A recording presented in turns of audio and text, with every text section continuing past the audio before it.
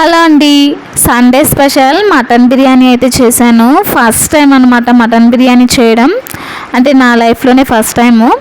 ఇంకా నా స్టైల్లో సింపుల్గా అండ్ తక్కువ టైంలోనే చేశానమాట.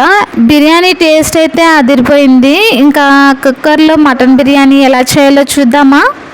1/2 kg మటన్ అయితే తీసుకున్నాను. దాన్ని నీట్గా క్లీన్ చేసేసుకోవాలన్నమాట. ఇంకా అందులో కారం, అల్లం, వెల్లుల్లి, ఇంకా ధనియాలు, ఈ మూడింటిని నేనైతే మిక్సీలో వేసి పేస్ట్ అయితే చేసేసుకొని దాంట్లో వేస్తున్నాను అనమాట.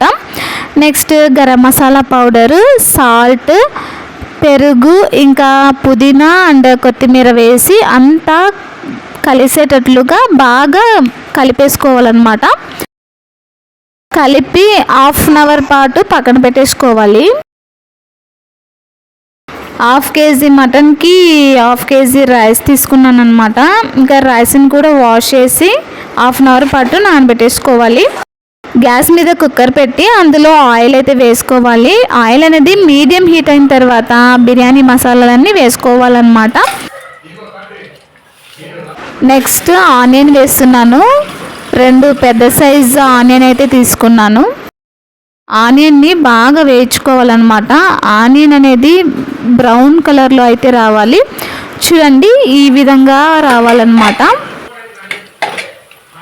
ఆనియన్ అనేది బ్రౌన్ కలర్లో వచ్చిన తర్వాత ముందుగా మ్యాగ్నేట్ చేసి పెట్టుకున్న మటన్ని అయితే అందులో వేసేసుకోవాలి. వేసుకున్న తర్వాత ఒక్కసారి బాగా కలుపుకోవాలన్నమాట. కలుపుకొని విజిల్ రాకుండా మూత పెట్టి హై స్పీడ్లో అయితే ఉడికించుకోవాలి. చూడండి, మూత తీసి ఒకసారి కలిపి మరలా మూత పెట్టి 5 విజిల్స్ వచ్చే వరకు అయితే పెట్టాలన్నమాట. మటన్ అనేది సాఫ్ట్గా ఉడికిపోవాలి, అంటే 90% వరకు ఉడికిపోవాలన్నమాట. అప్పుడే బిర్యానీ అనేది చాలా టేస్టీగా ఉంటుంది.